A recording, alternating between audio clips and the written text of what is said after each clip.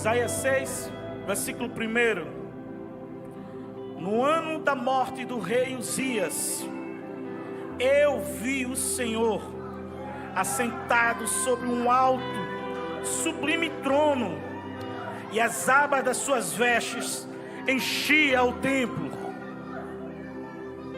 Serafins estavam por cima dele, cada um tinha 6 asas, com 2 cobriu o rosto, com 2 cobriu os pés, e com 2 voavam, e clamavam uns para os outros, dizendo: Santo, Santo, Santo é o Senhor dos exércitos, toda a terra está cheia da sua glória, toda a terra está cheia da sua glória, toda a terra está cheia da tua glória.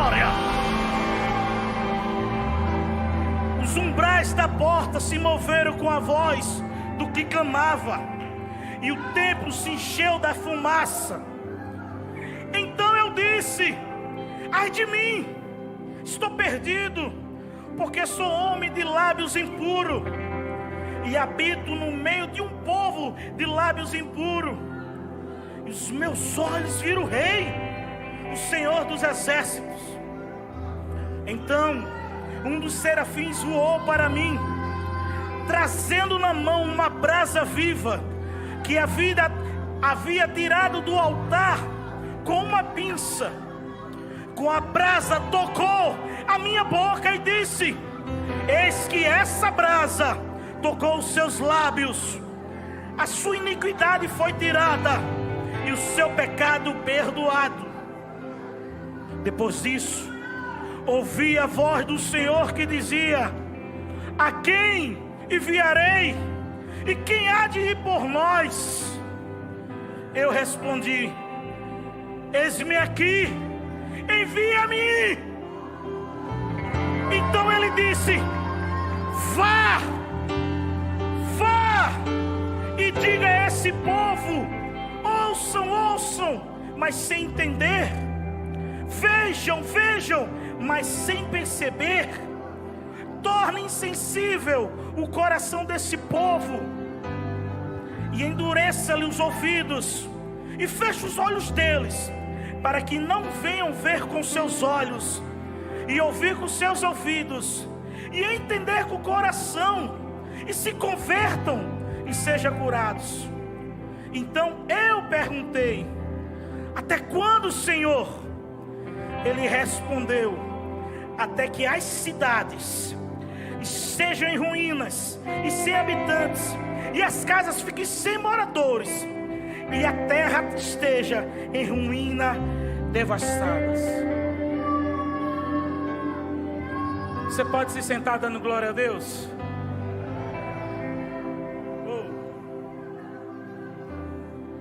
Você pode permanecer onde você quiser, em pé. Alguns vão estar em pé, outros vão estar prostrados, não tem problema.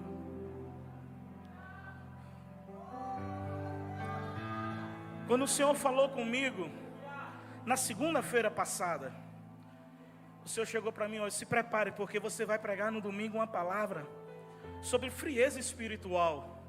E eu disse: Senhor, é domingo de missões, nós temos que dar uma palavra inspirativa, eu inspirar o povo, mas é sobre isso que eu vou falar. Mas como a gente pode ver nesse texto falar sobre frieza espiritual? Como, pastor, o senhor quer falar nessa noite, depois de um momento como esse, onde os céus estão abertos sobre nós? Porque enquanto eu vou estar ministrando aqui, o Espírito Santo está ministrando aí. Alguns vão sentir uns comichões na sua barriga, outros vão sentir o fogo arder no seu peito, outros vão sentir as mãos começar a tremer, as pernas tremer, vão começar a lacrimejar em seus olhos, porque eles estão tendo a visão que o Senhor está na casa. Quando a gente fala sobre a frieza espiritual, eu até parei o presbítero Pablo ali. Eu digo: Pablo, quem foi que ele disse que eu vou pregar sobre isso? Eu digo: eu não sabia. Quando ele começou esse culto das 19, ele começou a orar sobre frieza espiritual, sobre esfriamento. Eu digo: Pablo, quem foi que ele disse? Ele disse: eu não sabia. Ele não sabia, nem eu sabia que ele ia orar por isso, mas o Espírito Santo já sabia que nessa noite vai haver um despertar, um avivamento em nossas vidas. Por favor, esteja atento àquilo que o Espírito Santo vai lhe conduzir nessa noite. Não o homem. A minha oração é que tivesse uma nuvem aqui me cobrindo, que quem apareça é ele. Eu não sou nada. Mas quando a gente vem falar sobre frieza espiritual, é a perda pela paixão do Evangelho, é a perda do primeiro amor. A frieza espiritual é um distanciamento do Senhor, e qualquer cristão está sujeito a isso, a se esfriar na fé, sabe, a se esfriar, assim como um organismo vivo, que precisa manter a temperatura para viver, assim somos nós. Precisamos a cada dia estar avivados no Senhor. Precisamos que o nosso coração, o nosso altar venha queimar a cada dia. Só que com o passar do tempo nos esfriamos. E falar sobre frieza espiritual, sem dúvida, é uma das coisas piores para os crentes. Porque a frieza espiritual faz isso. A gente perde a vontade de orar. A gente perde a vontade de ler a palavra. A gente perde a vontade de vir para a igreja. A gente perde até a vontade de cantar, de glorificar a Jesus. Sem contar que sorrateiramente outras coisas vão tomando o lugar que é do Senhor. Só que a gente precisa entender que ninguém fica frio do dia para a noite. É um processo que aponta para um desleixo diário, que nos mostra que foi algo gradativo. Deixamos de orar, deixamos de ter o nosso devocional, deixamos de buscar ao Senhor. Buscar ao Senhor se tornou enfadonho. Quando eu vou ler a palavra, dá dor de cabeça, as letras são muito pequenas, parece se misturar. Se tornou enfadonho, cansativo. E com o passar do tempo, ao nos esfriar na fé, nós começamos a encarar o pecado como algo tão natural, algo que não mais experimentamos o arrependimento, pois não temos mais disposição de buscar ao Senhor. Então por que se consagrar? Por que se consagrar? Não temos mais essa disposição de buscar a Deus, não temos mais a disposição de chorar na sua presença, não temos mais a disposição de ter momentos prazerosos. Quando Paulo, ele escreveu para a igreja de Roma, lá no capítulo 12, ele disse: olha, no servir, você precisa servir como se fosse ao Senhor, que você tivesse zelo. Mas Paulo deixou bem claro lá no capítulo 12, versículo 11, mas na fé, no Espírito, sejam fervorosos. Sejam fervorosos. O texto que a gente leu aqui mostra o profeta Isaías. Esse texto é um dos textos mais lidos para missionários, para despertamento missionário, quando se fala de missões. Mas muitos não se percebe o contexto daquilo que Isaías estava vivendo. Isaías já profetizava. É só você ler o capítulo 1, 2, 3, 4 e 5. Já profetizava em Israel. Mas aqui no capítulo 6, há um grande despertar. Deus mostra, Ele rasga os céus e mostra a realidade para o profeta Isaías. Isaías, que viveu numa época de frieza espiritual tamanha, que predominava todo Israel. Se você ler o capítulo 1 de Isaías, dói o coração, porque Deus chega para aquele povo que estava adorando e disse: olha, eu não tolero as suas festas, eu não recebo as suas orações, eu abomino as suas celebrações. E ele diz: por quê? Porque há pecado, porque as mãos manchadas de sangue, todo o corpo está enfermo, ferido. E Deus disse: eu não recebo isso. Havia um esfriamento, o povo estava adorando sim, estava tendo culto, o profeta estava profetizando, tudo estava normal, mas ninguém se apercebeu que estava vivendo uma frieza espiritual. Por isso Deus precisou abrir as janelas dos céus e mostrar para Isaías, despertar Isaías para aquilo que ele estava vivendo. Muitos estavam em pecados, alguns rejeitavam a comunhão, muitos eram indiferentes com a palavra do Senhor. E o que é que acontece? O caos moral, a frieza espiritual chegou a esse nível de Deus dizer: eu não tolero esses cultos, eu não recebo esse culto, eu não recebo essa adoração. Apenas no livro de Malaquias que eu vi Deus falar de tamanha forma. Para Malaquias foi mais forte, que Deus chegou para Malaquias e disse: eu queria que alguém fechasse a porta do templo para que não houvesse culto, por causa do pecado do povo. Mas aqui nós estamos falando de frieza espiritual. E quando a gente lê um pouco a Bíblia, a gente encontra muitas ilustrações, muitas palavras. Quem não se lembra da parábola das 10 virgens? O exemplo daquelas 5 prudentes e as 5 imprudentes, que se acomodavam, não pegaram o azeite para suas lâmpadas, não estavam preparadas para se encontrar com o noivo, estavam esperando o noivo, mas não estavam preparadas. Quantos de nós estamos aqui esperando a volta de Jesus, mas não estamos preparados para a sua volta? Assim era com aquelas 5 mulheres, aquelas 5 virgens. Muitas vezes essa história ilustra a nossa vida, ilustra o nosso coração, que não se preocupa com a consagração, que não se preocupa com o compromisso com Cristo, com o noivo da igreja. E a parábola dos talentos, onde o Senhor nos dá o exemplo do servo negligente, que pegou o seu talento e enterrou, não se acomodou em produzir frutos, não multiplicou aquilo que Deus colocou nas suas mãos. Por causa dessa negligência, perdeu honra, perdeu os privilégios. Quantos de nós estamos aqui enterrando os nossos dons e os nossos talentos, porque não queremos servir?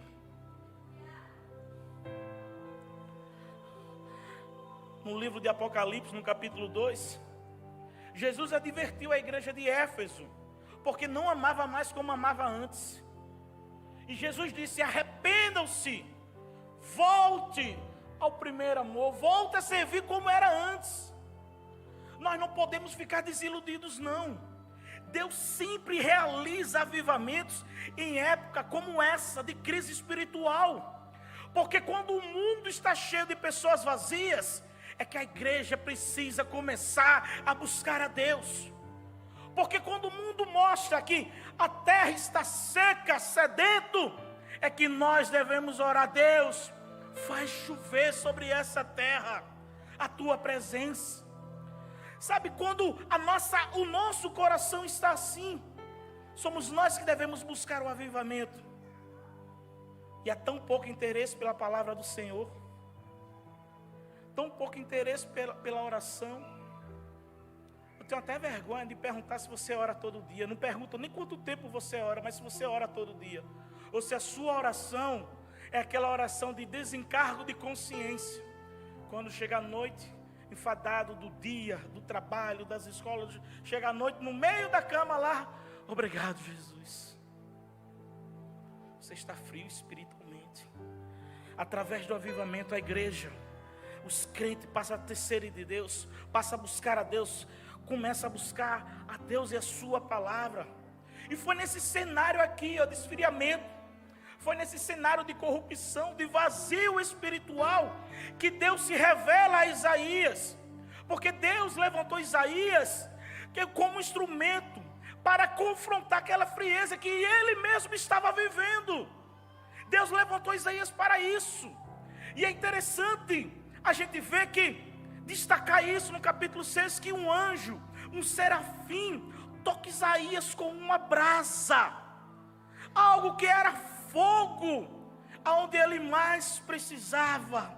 Eu quero te dizer que anjos nessa noite, ministradores, vai ao seu encontro com altar, com brasa viva tirada do altar sobre a sua vida. Eu acredito nisso, eu creio nisso, que algo pode acontecer assim. Deus pode tocar a sua vida com esse intuito de despertá-lo, de prepará-lo para pregar a sua palavra, para anunciar a sua palavra. E essa experiência aqui de Isaías nos mostra como ele saiu dessa frieza espiritual. Essa experiência de despertamento espiritual parece que foi passo a passo. A primeira coisa, o primeiro momento, a revelação, a contemplação. A palavra já inicia que Isaías viu o Senhor assentado num alto e sublime trono. O rei Uzias, que era o rei daquela época, rei corrupto, vazio de Deus, muito diferente do seu filho Ezequias. Quando ele morre, ele deixa o trono vazio e havia disputa dos seus filhos. A perspectiva era desanimadora, porque todo mundo queria ser rei. Havia uma corrupção moral, uma corrupção espiritual, e a nação de Israel estava em perigo. Um grande vazio moral e espiritual predominava. E meio a esse caos, essa corrupção, essa moralidade, todo esse esfriamento, a palavra fala que Isaías vê o Senhor. Ele começa a olhar para o alto e vê Deus assentado no alto e sublime trono. Do ponto de vista humano, a terra estava em caos, estava em desordem. Mas quando Isaías levantou os seus olhos, ele viu o Senhor assentado no trono. Será que é assim que Deus não faz conosco? Quando nós olhamos para a nossa nação, quando nós olhamos para o nosso país, o caos, a corrupção, o vazio espiritual, sabe, a imoralidade prevalecendo, a prostituição, as drogas cada vez mais avançando, a igreja se esfriando. E o que é que nós podemos fazer? É levar os nossos olhos para o alto e contemplar que Deus ainda está sentado no trono. Ele ainda tem o controle de todas as coisas.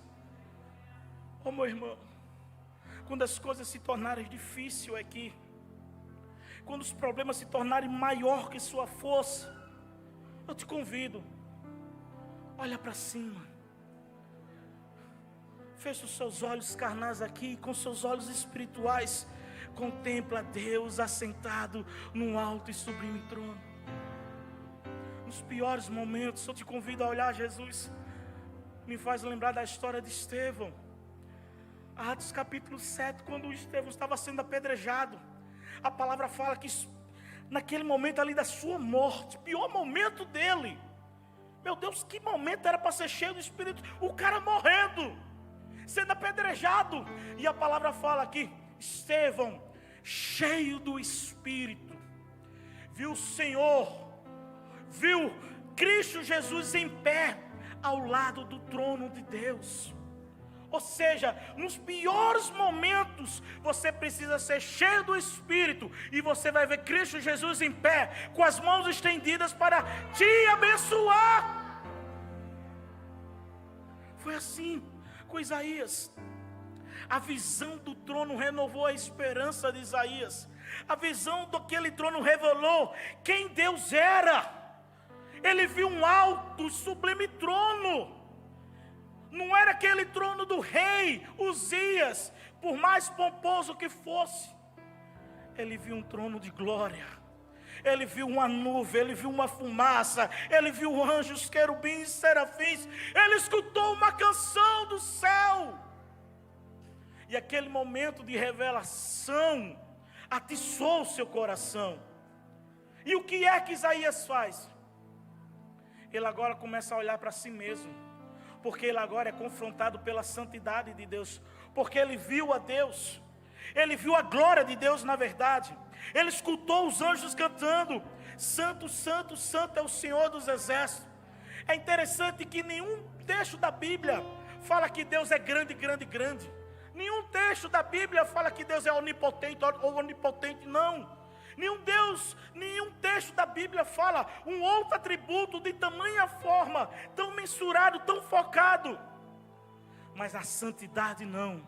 A palavra fala que Ele é santo, santo, santo. Não precisou ninguém dizer para Isaías que ele era pecador. Não precisou nenhum profeta apontar o dedo. Não precisou ninguém estar aqui a lista do pecado, isso que pode, que não pode, não. Quando ele viu aquilo, quando ele foi confrontado pela santidade do Senhor, ele disse: ai de mim. Ele começou a olhar para si. Ele começou a olhar a sua vida. Ele começou a olhar o seu caminhar. Ele foi confrontado pela santidade de Deus. Não adiantava, ele já profetizava. Ele já mensurava a palavra do Senhor. Mas aqui ele está sendo confrontado por algo que vem de encontro ao seu coração. A santidade de Deus. E aquela santidade toca o coração de Isaías. E ele diz: ai de mim. Ai de mim. Ele não disse: se fulano estivesse aqui, porque ele estava precisando ver essa santidade. Eu peco por causa disso. Ele não justificou.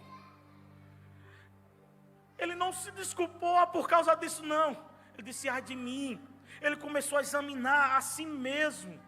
E algo que nós aprendemos aqui com o profeta Isaías, que antes de ministrarmos ao povo, antes de profetizarmos ao povo, é importante nós sermos ministrados por Deus, sermos confrontados pela santidade de Deus.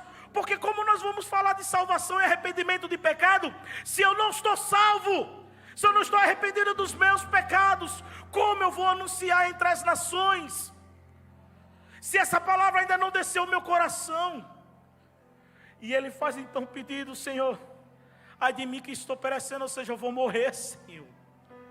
Mas Deus atende o pedido do profeta. Envia o anjo com a brasa em suas mãos e toca na boca do profeta. Aquela brasa é como fogo purificador, que simbolizava o Espírito Santo purificando a boca do profeta. Porque o profeta profetizava, mas se os lábios deles eram impuros, porque com certeza boa coisa ele não falava. Ei, cristão, e a tua boca? Está saindo muito palavrão, né? Está saindo muita maldição, né? Está saindo muita murmuração, não é? Que o anjo do Senhor pegue essa brasa viva e toque na sua boca, para que você venha purificar ela. Você venha entender que da fonte não pode sair maldição e bênção. O toque desta brasa simbolizava Deus purificando, mas também simbolizava Deus capacitando o profeta para falar a sua mensagem.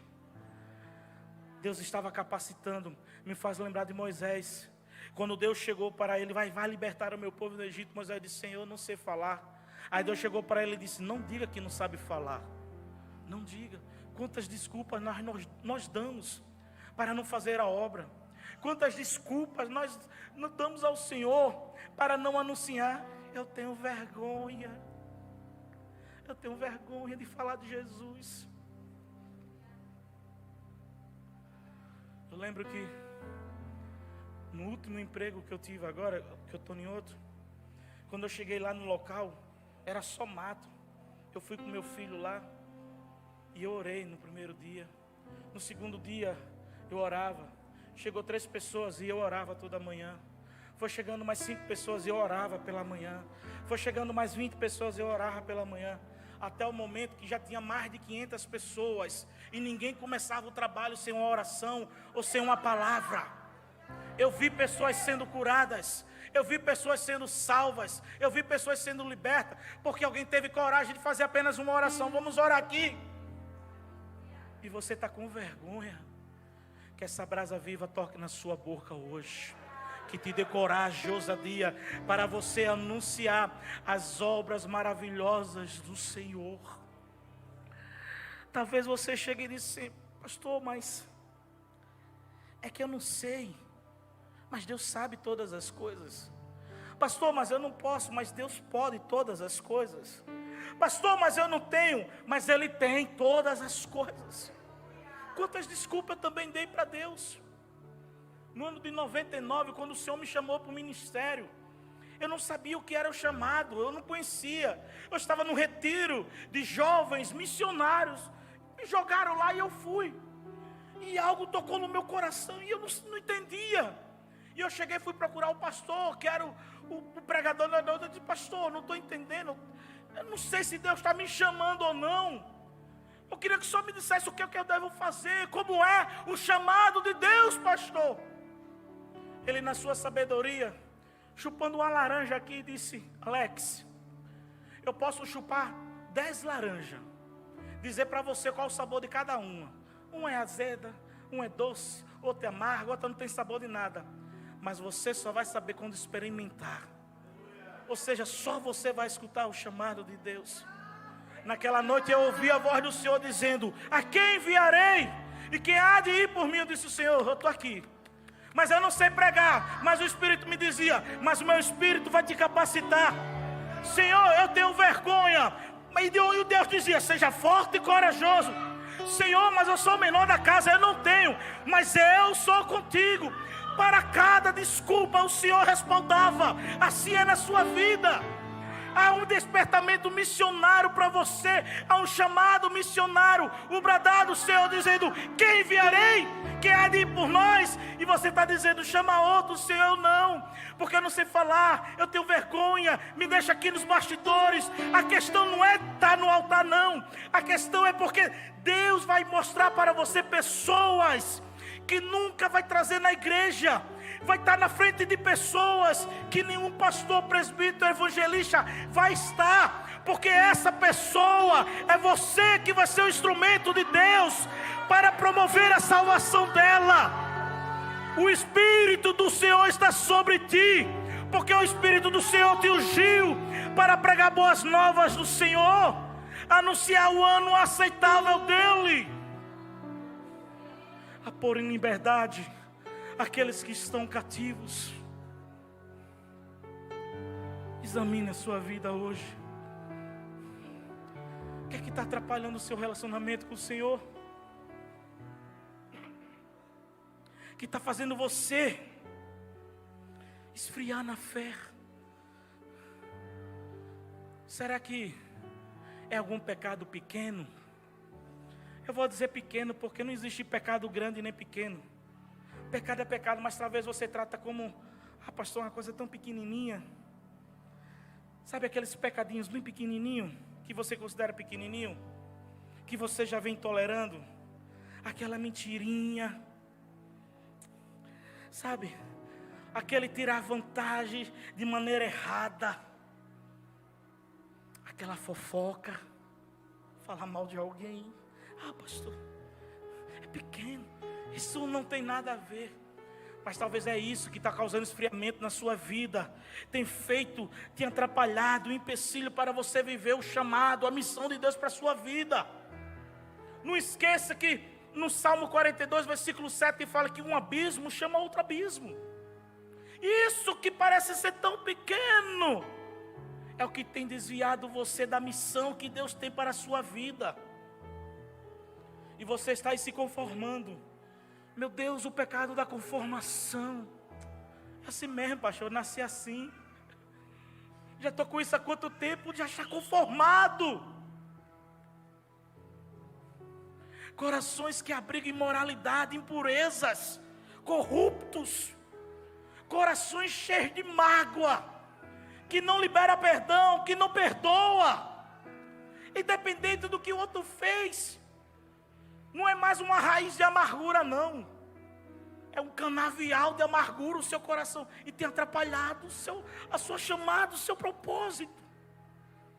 E sem falar da omissão. Esse é terrível. Deus vai levantar outro. Se eu não for, outro vai no meu lugar. A igreja tem tanta gente, né? Tem tanta gente, pastor, alguém vai servir lá. Omissão. Quantas pessoas têm sido omissas?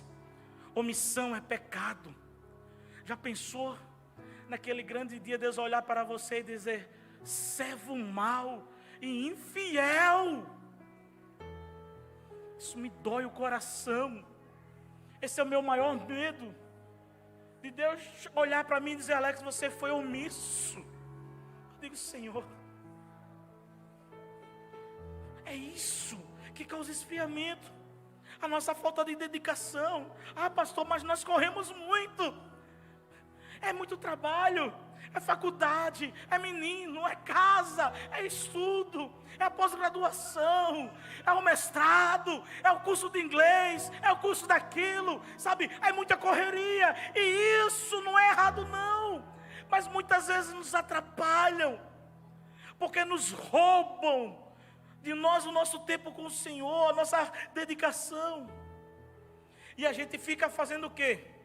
A gente aguarda que tudo vai cair do céu. Vamos para a igreja, que na igreja, quando alguém orar, quando o ministério tocar, o fogo vai cair. A gente fica aguardando como se tudo fosse cair do céu. Não é assim. A pessoa ora pedindo sabedoria, mas ela não para nem para ler o Provérbios que fala de sabedoria. Como? A palavra fala que nós somos cooperadores com Deus. Aquilo que eu posso fazer, Deus não faz por mim. Mas aquilo que eu não posso fazer, o Espírito Santo, Ele faz por mim. E a gente vive assim nessa correria, esquecendo do nosso propósito. Porque o mundo exige muito da minha vida. É muito estudo, é muito trabalho, é competição. Eu tenho que sustentar minha casa, pastor. Eu também trabalho. É muita correria, sim. E olha que isso não é pecado não, é lícito, é permitido. Mas essas coisas não podem tomar o lugar daquele que é de Deus. Isso não pode desvirtuar você do seu propósito, do seu chamado. Não pode. Jesus nos ensinou que nós devemos buscar os tesouros do céu, onde a traça não corrói, onde o ferrugem não corrói. É assim. E o que é que eu devo fazer, pastor? Disciplina. Disciplina é diferente de hábito. Eu lembro quando meu filho era menor. Todos os dias quando eu acordava, eu digo: já escovou gente? Já escovou gente? Era disciplina. Já escovou gente? Até o momento que eu não precisei mais dizer, porque ele já escovava todos os dias, se tornou hábito.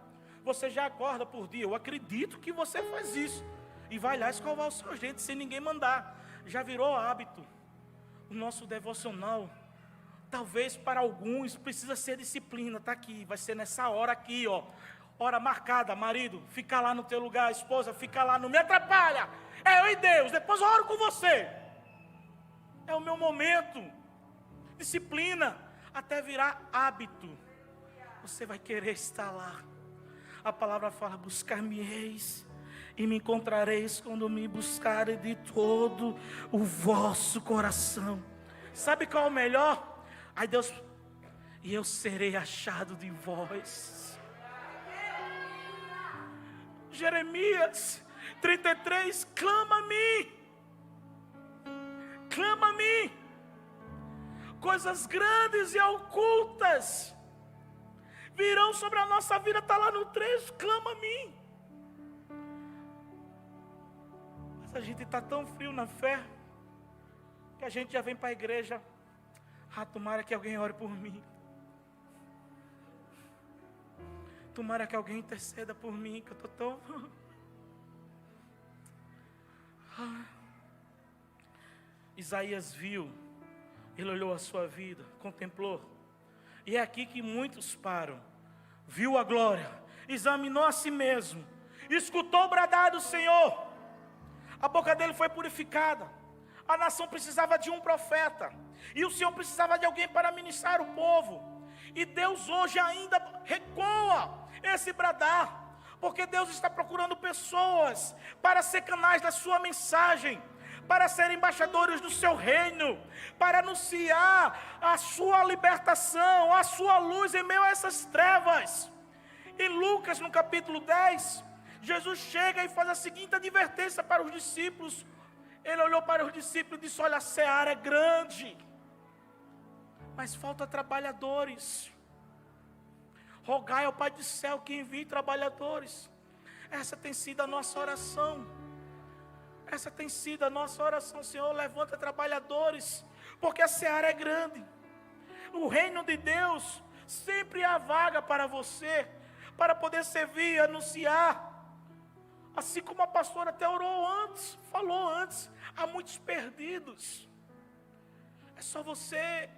O problema é que a gente está tão focado no meu eu, na minha unção, no meu conforto, na minha segurança, que esquecemos dos perdidos.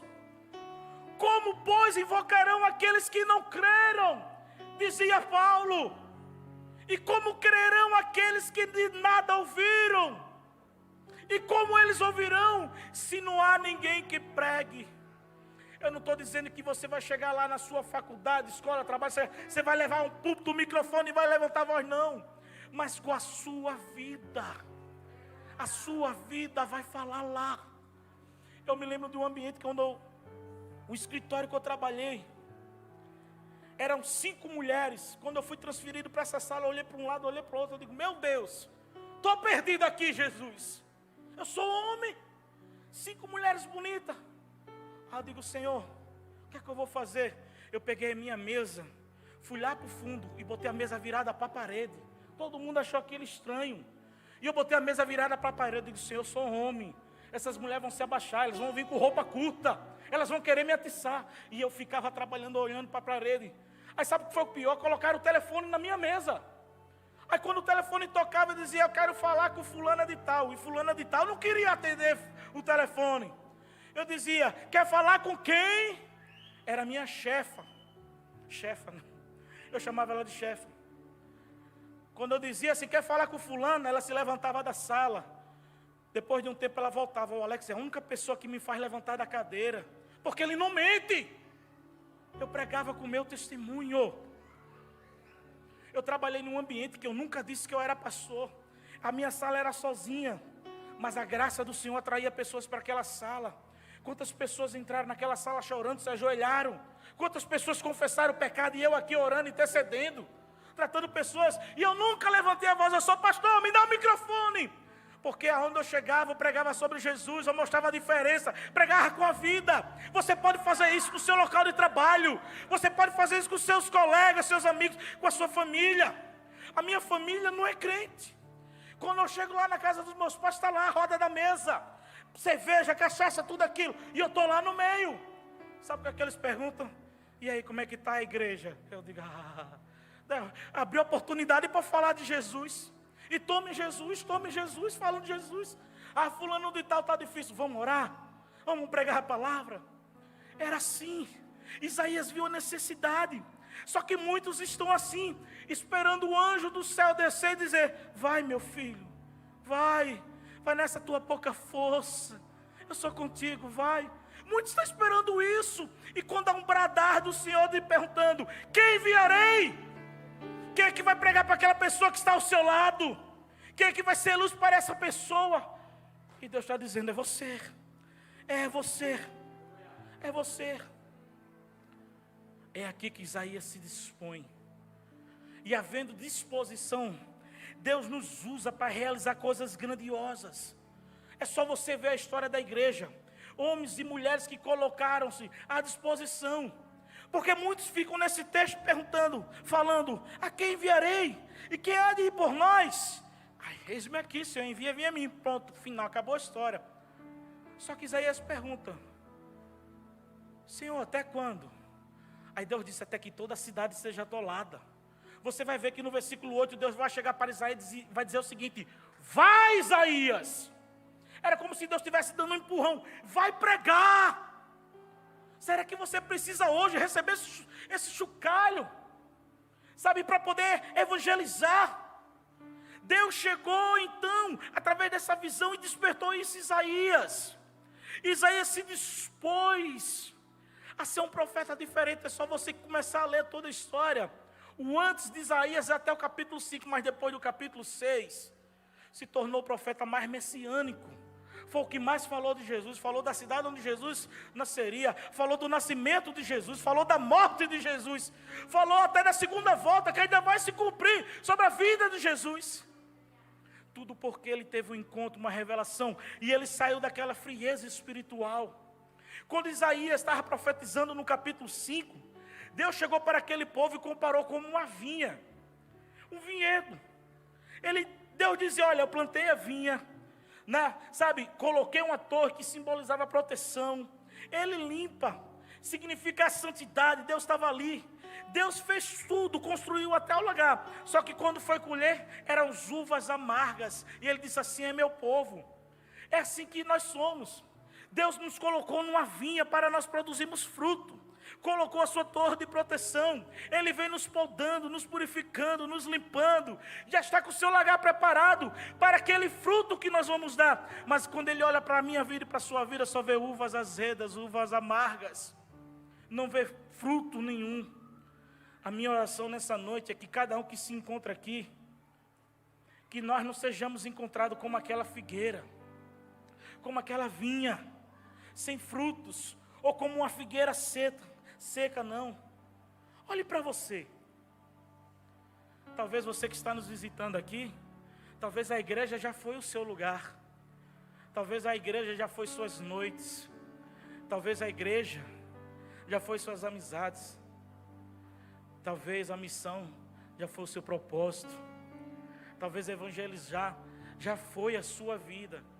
E hoje é você que precisa ser evangelizado. Ao esfriamento. Mas que bom que você veio nessa noite aqui. Que bom que você veio uma noite aqui. Sabe por quê?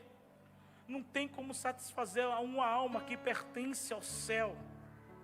Se há esfriamento, se não há disposição de cumprir a missão, o Senhor nessa noite está sentado no alto e sublime trono. Vai subindo aqui, ministério. O Senhor está sentado no alto e sublime trono.